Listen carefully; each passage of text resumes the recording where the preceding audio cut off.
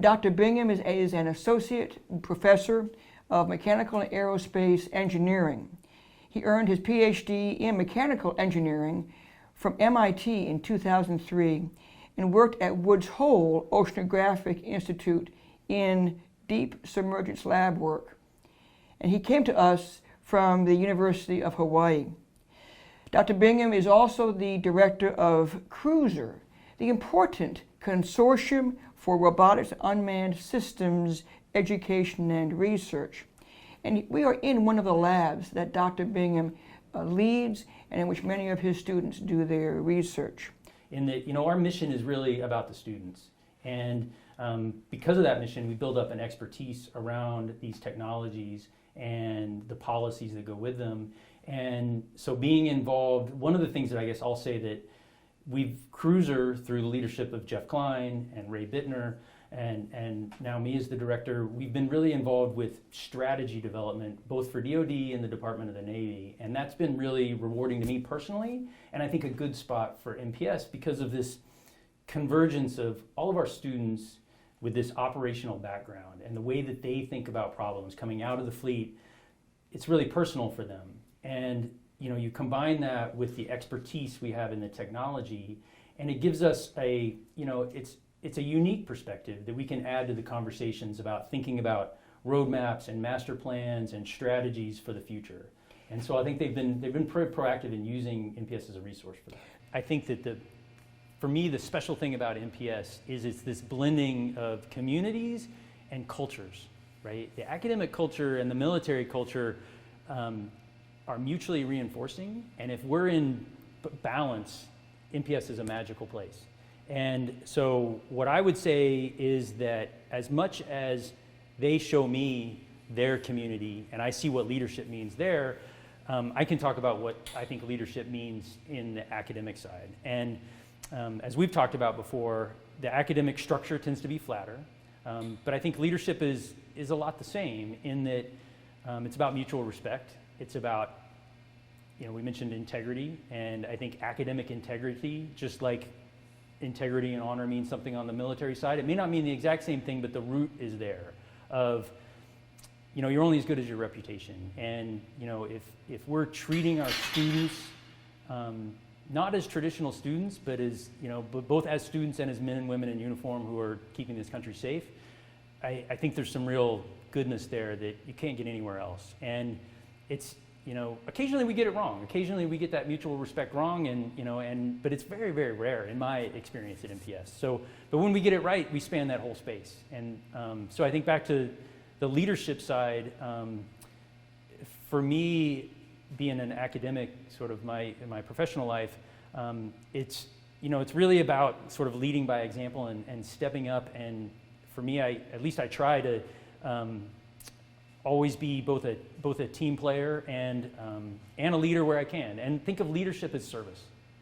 As leadership as, when it's my turn to get called, I'll do my darndest to do my service, and then and then having respect for somebody else who's willing to step up, because boy, doesn't that feel good if somebody else will take it for a little while. We are, I think, increasingly to the point where the platforms themselves are commodities.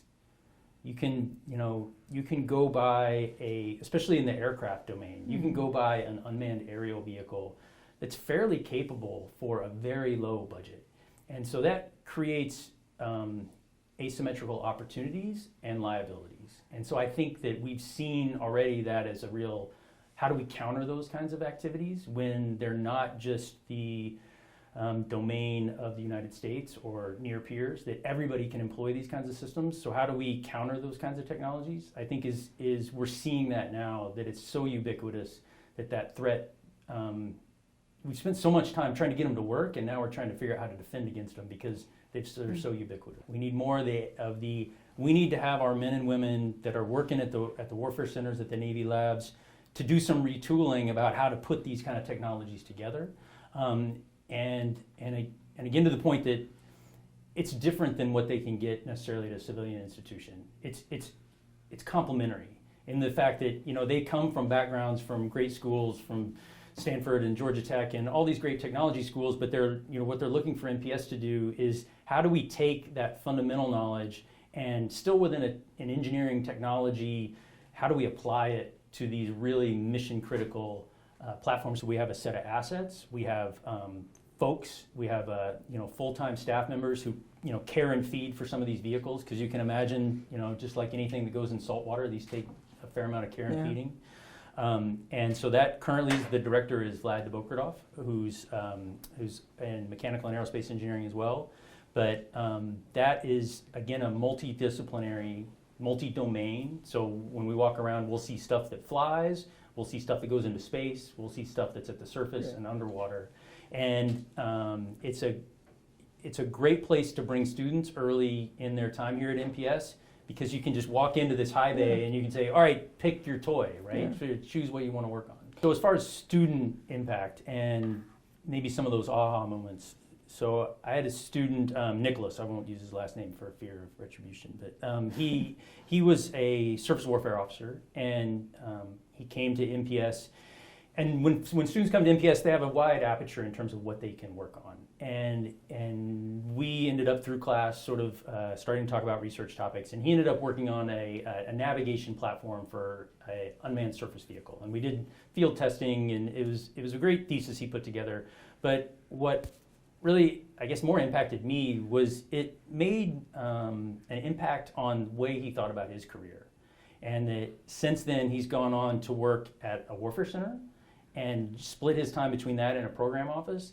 And it's been really fantastic to follow his career and have him sort of use that, like he was learning a bunch of stuff that he didn't know he was gonna need.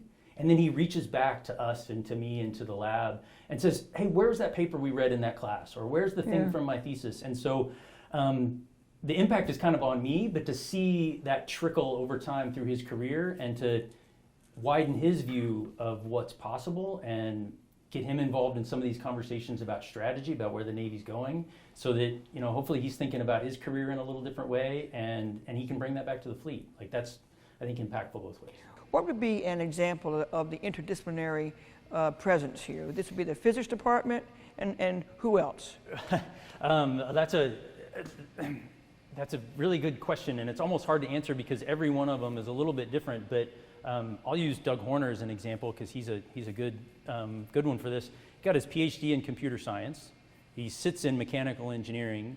He works with people in electrical and computer engineering, doing like artificial intelligence, machine learning type of applications. And so that kind of gives you a breadth of not only in the engineering side, and then with these vehicles in particular, again, to even spread that a little farther, over in systems engineering, a faculty by the name of John Dillard, who works on not the technology of this, but how are these getting adopted into the fleet? What are the barriers from the acquisition side of getting these out and getting employed as the expeditionary warfare folks go from one company to 15? So these have, as we talked a little bit about, it's been 25 years coming to get these out into the fleet, but all of a sudden it's like, yes, we need these, and so he's working on how do we actually work on the non-technical side of getting them adopted.